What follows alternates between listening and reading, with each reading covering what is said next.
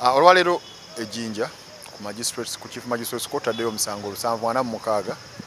ogwa 2023 nga tuvunaanye abantu bana.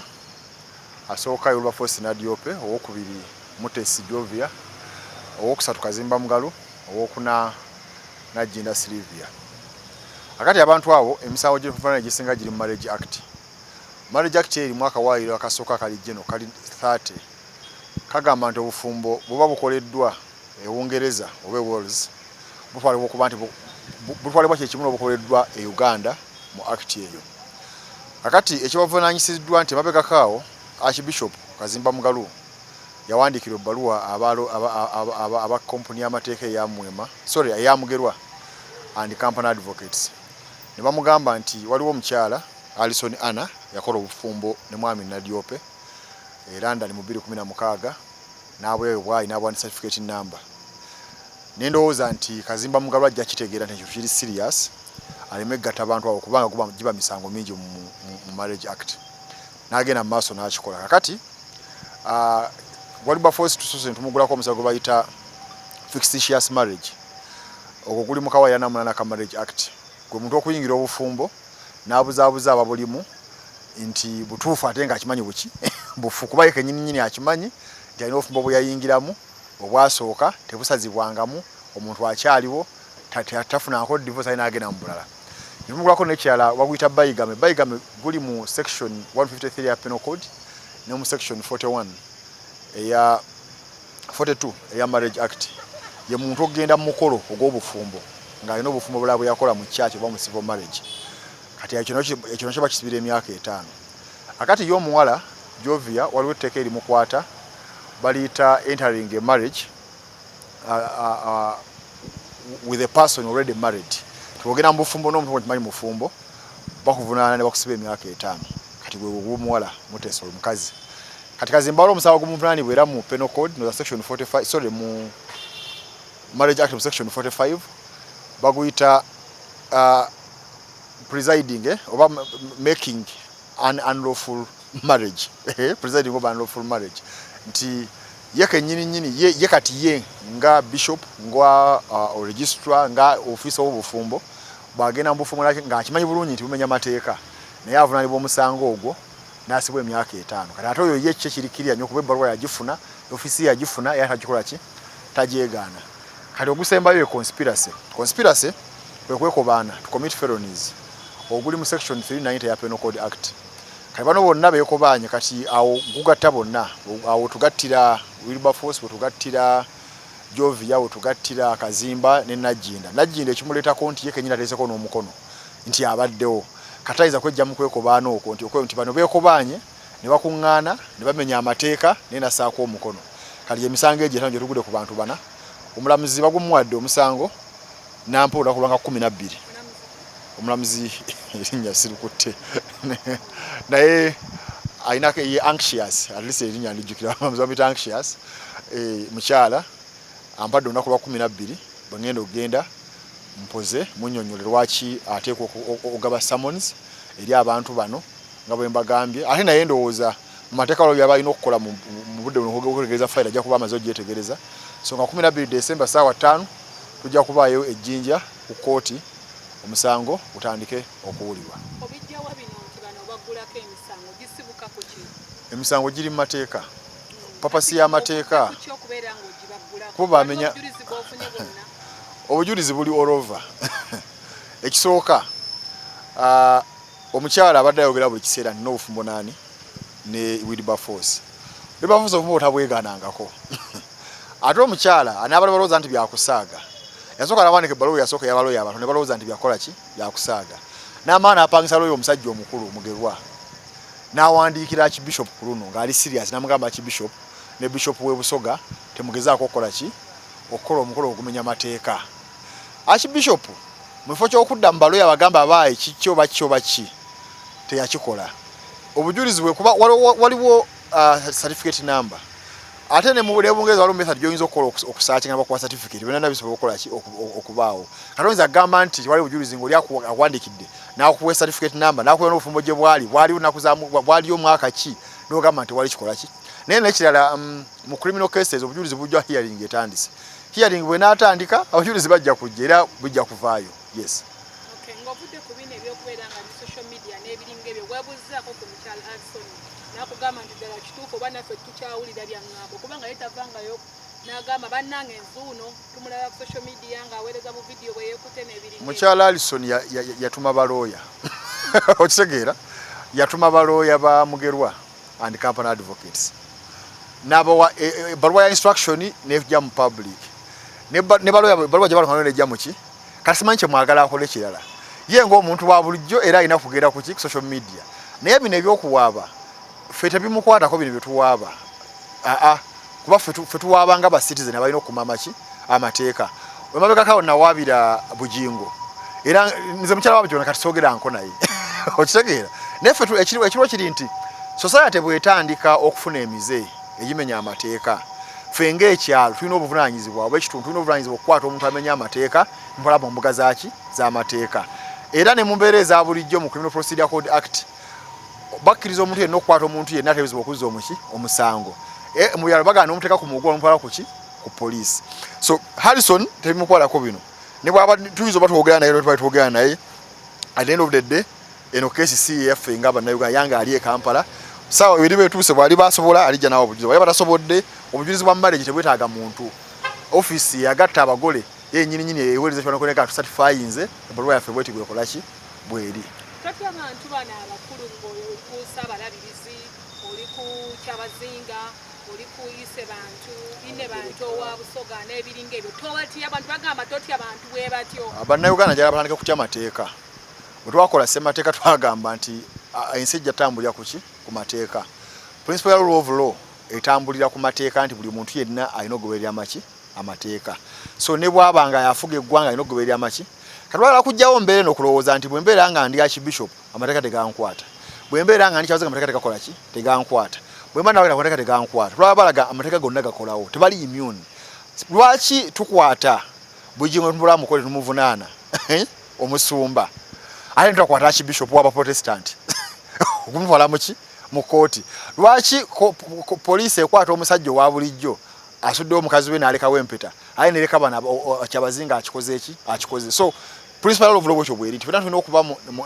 n'amateeka nga mu mateeka nga twenkanankana so oli bw'abanga amenya amateeka ate kiba kibi nnyo ku muntu amanyidde okugamenya kuba akola abanga ekyokulabirako eri abantu abalala kati singa abantu abalala abo bafuna ekyokulabirako ekibi nti osobola okukola empeta olwaleero n'ogikolera e Masaka bwe bikyuka n'ojjema e Kampala n'ogira osobola okudduka ogenda era n'okola empeta otuuka n'ogamba nti onjivuddeyo kati nkoze endala olw'okuba kibishop omumanyi then awo eggwanga tuba tutute wantu wazibu nnyo kuba era ebitulaba mu kkooti lunaku kugamba nti fuga amateeka ekola eki enywere kati ayinza kunywera nga abantu ababuvunaanyizibwa bakuŋŋaana olwokuba balina abakuuma ne bagala tukoze omukolo ekiba kibe ku misango gino gy'ogudde ku bantu bano bibonerezo ki singa giba gissa abantu bano abakola marriage act ne penal code bonna bakkanya kintu kimu nti emisango gyonna egitwala emyaka 5 maximum bw'ogenda kubayigamu emyaka 5 fictitious marriage myaka 5 so buli count eyo emu gya myaka 5 bw'ogibalamu gibanga 25 nejjukira mwabo bonna benvunaanye Gabula yalina emisango 3 Kazimba alinako 2 Jovi alinako 2 ne Jena alinako emeka alinako 2 so buli gumu gulina maximum sentence ya myaka 5 ye myaka actual marriage act emisango egisinga egirimu gy'obufumbo myaka 5 ku misango gino gy'oguddeko tugirabanga giri criminal yes emirundi mingi tukulabyo gya mu kkooti n'oggulayo emisango bwegiti naye woofiisi ya ssaabawolereza wa gavumenti neyesabe wa gavumenti nejja n'egikugyako tosuubira nti omusango ne bagenda gukugyako ssemateeka atugayidinga bulungi ekisooka bw'ogutwala olina okugenda nagwo mu maaso naye ekyo ng'okiggyeko waliwo sakyula ya DP gye yakola nga bagamba mutwale nga bamaze confirminga charges naye wano ogwa Bujingo tebagutwala so newankubadde bakibasi gyonna nti bagikola ki bagitwala ogwa Bujingo tebagutwala nagwe nno ogwa Muhozeso tebagutwalanga paka kutwagena emirundi ng'ena eyo nemera gye batakola ki gye batatwala nokwata kati nze kuba ku Bujingo twamutwalayo naye yali amanyi bajja tebagutwala ne gubeerayo ne bamuwa summons n'agenda n'atenga ne puli n'asaba ne bail ne hearing twatugenda gitandika n'addukira mu constitutional court n'agamba bamutaase nti obwali obumenya maki mateeka kati ze siyinza kuteebereza bye banaakola naye amateeka tulanga bulungi ekyokukola ki ekyokukola kati bo bakola bakola ffe kyaffe tukimaze olunaku tulukoze eki tulufunye nana ataga otwanganga amanya alina okugoberera amateeka alina okugoberera mukama we kyamugamba abo tukiyasayininga nti alina okukkakkana paka kooti we n'agamba samoni zikoze eki ziyisiddwa emisango gy'owaamu bagamba tegigenda mu maaso eyamaani bagikuggyako ne gifiiraawo gwe muyite ekikukosa otwabawabire eggulu aluwa biki n'emisango emirala egiringa bwe gityo muyite ekikukosa kubanga guno omusango twatunye era bagenda gukuggyako nga yabadde ogwa bugingo nga yagendayo n'awoza ate n'ekirala ffe abaga mu luganda tukatobanja gy'otaawola omala kuwona olyokokola ki olyokobanja tetuyinza kudda mu biboozibozi bajja kugutwala nga nagwo tebukoze eki obuwanguzi obusinga obukulu mu nsonga zino zetusinga okuwaaba bwakuba nti omusango gugenze mu kkooti kuba teguvunda ne bwe wayitayo emyaka 10 ne bajja ne bagaba bagugjeeyo saawa yonna busobola okukola ki okudda nejjukira nabo tubateeseko eriiso egyo gyedda kuzina ba DPP kyovula nabo bagenda batta kuki kuba ne bakisobola tuba tujja kujulya process eba etambula gumanya kibo ejja ttambula yes emisango gino nga woogiguddeko wabadde oyogeddeko ne balooya abakuva mu mugerwa kubanga okusinziira ku Alison bwe tubatuuya social media agamba balooya be babakwata n'ebiringa ebyo obadde oyogeddeko nabo nti omusango gube gwamu gundu oba oleese obujulizi bubeere nga bunywedde bulungi oyogeddeko nawo batolina bweyogedde naye wabiddeyo omusango sirina kwogera nabo kubanga ekisooka guno omusango sigwa Alison Alison siyawa byomuki omusango kyemmanyi bw'anaaba alina bayagala balooye bawaaba bana bajja waba kyebawaaba nze kino kyange nga citizen agamba nti obumenyi bw'amateeka bukoze eki bususa ate nga yine president zenze nkola nti bw'obanga okola obufumbo bw'ekimpatiira tukuvunaana bwe twakikola ku bugingo kati nga citizen awo bwenzijidde seeta kwogera n'abamugerwa mugerwa yamanyi enkolagana yaabwe naani ne Alison era yo balimanya engeri gye bakikwatamu Alison ayinza obba alina remedies nyingi ayinza okuwaaba yuke ne wanewa nze ndi wano ate sigenda kgenda mu civil nze kyali kiri mu criminal kuba criminal yataasa eggwanga kyokola oli wabba enko y'omuntu bamutwala mu criminal oli wakwata omukazi bamutwala mu criminal tebagamba nti mukazi genda omwawaabire newankubadde omukazi gwe bakutte asobola criminal bweggwe asobola n'owaabira omusajja okumuliyira okumuswaza ng'amukola ki ng'amukwata so eno criminal matter okyali ku investigation so obwo obujulizi bwo already obulina n'abajulizi obujulizi ffe tubulina ffe twagala hearing date kuba omanyi bano bajja ne batujooga ono poliisi zikola ne zibatwala mu kkooti nga balina akapapula ako charge sheet ne bateekinga puli era obujulizi bujja omujulizi amaze kukola ki kujja omujulizi bwajja bamubuuza muye gwani nti yenze gundi kino bwe kiti so abali ku mbaga weebali certificate ey'UK sinyangu sinzibu yakola ki yakufuna wano nga twagitumiza bwe bajeta kudya ekyo ne ku post office netuuka bwe mwe mukakkane senga abantu bano babayita mu kkooti ne babawasa mu nzinga 11 oddayo mu kkooti 12 ne batajja kiki kyogenda amateeka gali clear Magistrate Court Act eri clear bakuwasa mu nzinga notajja nga bazi kuservinze eba warrant of arrest kati ebyo bimu biri sorted naye kyemmanyi era babajja ne bugingo yajja kabawa bajja kujja samanzi kasaba baziyise era babeera bajja kuba kimanyi tebali immune baba balina funa ttiimu y'abannamateeka bajje babeeyimirire babasebo balebe bakola but point is kyebagala message yebagala okuweza ntogenda kujja okola impunity nadala mu kutta amaka g'abantu n'okutyobola amateeka then otambule butambuzi ng'olinga embuzi erinnya entamu nti ate banagikola ki yeegirinnye ekoze eki egenze nga tumaliriza munnayuganda ayinza okwebuuza mu bino byonna by'okola musango gye gy'owaabira ne guno gwennyini omuntu ayinza okugamba oba afuniramu wa kati oyo munnayuganda bwe tuba tulwanira rule of law tuba tukolera ggwanga Uganda bw'enaabanga etambulira ku mateeka naye ajja labirawo ng'afunamu kugamba omuntu tayinza tegeera lwaki kyafunamu bw'abanga alabanga ebintu biringa bya bulijjo abanga mwana wabanga afuna fees za kitaawe aba ategeera nti fees nzibu za kukola ki za kufuna naye ifo tetukola abantu ogenda nga tebamenya mateeka zeziyamba okuma saati nebeeranga eri safe abantu batyo okumenya amateeka zizikuma amaka g'abantu zizikuma abaana nga bali mu masomero otherwise singa tukireka nti omusajja asobola okutama nagaale gwe nkuvuddeko nafunye omuto bamunfulidde wegindi then tuba tugenda sigala so ensi bwebanga etambulira ku mateeka ffe kye tufunamu ekyo buli omu aba nekyakola omulala ajja kgenda avuga epiki abeere ng'afunamu ssente ffe ate ffe si bye tukola ki si bye tuliko ffe byaffe byamateeka kulabanga buli agamba nti alina kyakola alina kikola nga amateeka nga bwekakola ki omulamuzi w'e Kenya Maraga yagamba nti rule of law heritage ya mankind nti obuntu bulamu bwe butandikira rule of law bwekola ki wetandikira because whatever society whatever orderliness whatever mugamba nti gwe kola kino gwe kola kiri gwe tano gwe itawali then twabaawo mankind totidde society kulawudwa abasinga bana abantu b'Europa bannono ate abantu bali abakiririzaamu society si nsiru ezennono ffe twazizaawo mu koshoni ya 95 era kitange Kasimale omu kubateesa ennyo naye bateesa nti bakomewo nga batambulira mu mateeka era mu koshoni baga balina tambulira mu mateeka nza ono mu 2016 nawaabira kabaka ku ttaka ne 2015 ne basaakanya balowooza mbu abaganda bajja kujja bakuŋŋaane ne bagamba abaganda babeera nansa n'ababeera busaabala ere ku ttaka lyani lya kabaka si basiru society si nsiru era emanyi ebitambula era omukulembeze eno emulaba negamba nti ono akoze ensobi oba akoze eki sirowooza nti eriyo munnayuganda agenda okwagala omukulembeze w'ennono abeere ng'amenya amateeka biri bibatambulanga n'asanga mukazi we n'agamba leero mututte n'agamba efuma ayagala aliwo muze mu kigere kyani kya musajja so bannayuganda baagala nsi etambulira ku mateeka ekyo kyonna kyonna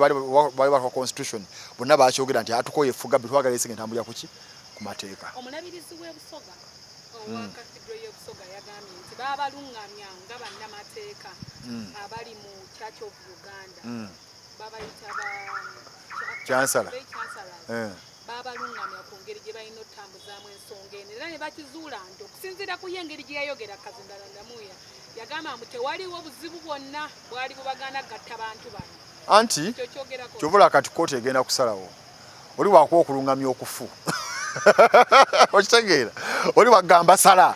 nosala emmotoka nekkuba kati naye ng'osaze ekitala kyase redi kati banenyani so bayinza baba nabateeka babalungamya naye ekizibu ekibaddewo nti bano bateekateeka omukolo nga bo bagamba guteeka obbaawo omusana egutonyoba enkuba ekola ki nga newona bagamba kiki tebasobola kikola ki kukiwulira kati bwe babanga ye agamba bamulungamye kati essaawa okulungamya kukole ki kooti ekusalewo kuba n'ebibeera bya gavumenti abagalo nejjono yatugambye tukole bwe tuti naye era kooti maana egamba kimwakoze kyabadde kimenya maki mateeka so baba balungamya no worries akati essaawa Ssaabasumba agenda ansalinge